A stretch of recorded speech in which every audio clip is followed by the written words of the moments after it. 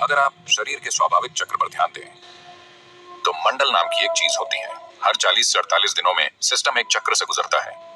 ऐसे हर चक्र में, प्रत्येक चक्र में 3 दिन ऐसे होते हैं जब आपके शरीर को भोजन की जरूरत नहीं होती। अगर आप अपने शरीर के काम करने के तरीके के प्रति जागरूक हैं तो आप जान जाएंगे कि आज मेरे शरीर को भोजन की जरूरत नहीं है और बिना किसी कोशिश के उस दिन आप भोजन के बिना रह सकते हैं। अगर आप इस चक्र पर ठीक से गौर करते हैं तो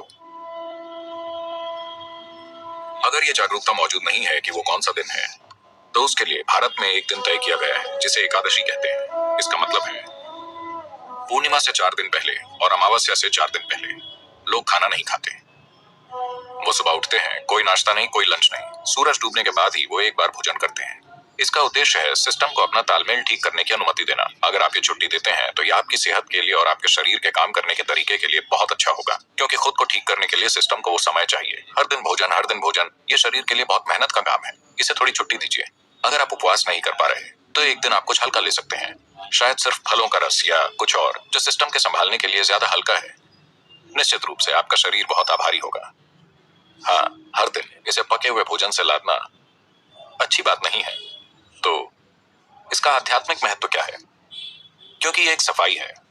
अगर आपका सिस्टम जीवंत नहीं है तो आपको कुछ भी आध्यात्मिक करने की इच्छा नहीं होगी। आप सुस्त महसूस कर रहे हैं। For a meditator, the biggest enemy is sleep. एक ध्यान करने वाले के लिए उसकी सबसे बड़ी दुश्मन नींद है। यहाँ आंखें बंद करके बैठना और पूरी तरह से सतर्क रहना, इसके लिए कुछ और ही चाहिए। ज्यादातर लोगों के लिए अगर वो आंखें बंद करते हैं तो सो जाते हैं।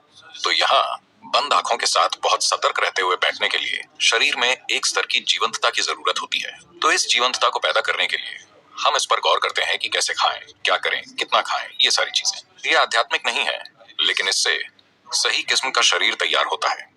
अभी अगर आपका शरीर बहुत सुस्त महसूस कर रहा है, मैं आत्मज्ञान की बात कर रहा हूं, तो क्या करें, है ना?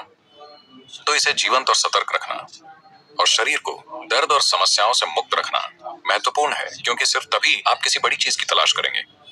अभी आपके पैर में दर्द है, बहुत ज्यादा दर्द है, भगवान प्रकट होते हैं, आप क्या मांगेंगे? पैर का दर्द चला जाए, है ना? आप और क्या मांगेंगे? आप इतना ही मांगेंगे, है ना? क्योंकि शरीर आपके ऊपर इस तरह की ताकत रखता है। जब तक आप इसे एक स्तर की सहजता में नहीं रखते, ये हर दिशा से आप पर हावी रहता है कि नहीं? इसके लिए अपने शरीर को बहुत शुद्ध और स्वस्थ रखना महत्वपूर्ण है, वरना शरीर आपके जीवन में हावी हो जाता है। ये आपको कुछ और सोचने ही नहीं देगा।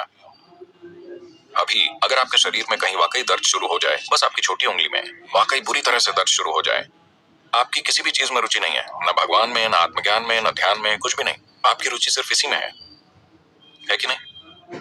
तो इसमें उस तरह की ताकत है, तो आपको इसे खुश रखना होगा। सिर्फ तभी ये आपको कुछ और करने देगा, वरना ये आपको कुछ नहीं करने देगा। तो उस संदर्भ में बीच बीच में उपवास रखना, शरीर को छुट्टी देना ताकि वो खुद को ठीक कर सके, अपनी जीवंतता वापस ला सके, ना कि भोजन के साथ सुस्त बन जाए, ये महत्वपूर्ण है। उपवास करने के बजाय अगर आप बस एक भोजन और अगले भोजन के बीच पर्याप्त अंतराल रखते हैं, अगर मैं ये कहता हूं तो आप योग छोड़ देंगे। एक भोजन और अगले भोजन के बीच 8 घंटे का ब्रेक होना चाहिए हमेशा। अगर आपके लिए 8 घंटे संभव नहीं है तो कम से कम 5 घंटे का ब्रेक जरूरी है। खाने से पहले आपको एक स्तर की भूख महसूस होनी चाहिए। भूख लगने से पहले अगर आप सिस्टम में भोजन डालते हैं तो सिस्टम सुस्त बन जाएगा, ये जीवंतता को नहीं जानेगा। जब मैं कहता हूँ जीवंतता, तो मैं बस आपके अभी जागे हुए होने की बात नहीं कर रहा हूँ। हम में से हर कोई अभी जीवंतता के एक ही स्तर पर नहीं है।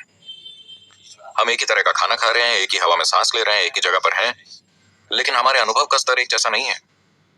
इस पल मैं अपने भीतर जैसा हूँ, उसे मैं दुनिया की किसी भी चीज के साथ नहीं बदलूंगा। अगर आप मुझे पूरी दुनिया दे दें तो भी मैं सौदा नहीं करूंगा, क्योंकि ये उससे बहुत बड़ा है और ये हर किसी के लिए संभव है। ये सिर्फ इसलिए नहीं हुआ है क्योंकि जरूरी ध्यान और सिस्टम के साथ जो किया जाना चाहिए वो नहीं किया गया। तो इंसानी जीवंतता अलग अलग स्तरों पर कई अलग अलग आयामों में हो सकती है। यह आपको अनुभव और जीने के बिल्कुल अलग आयामों तक ले जा सकती है।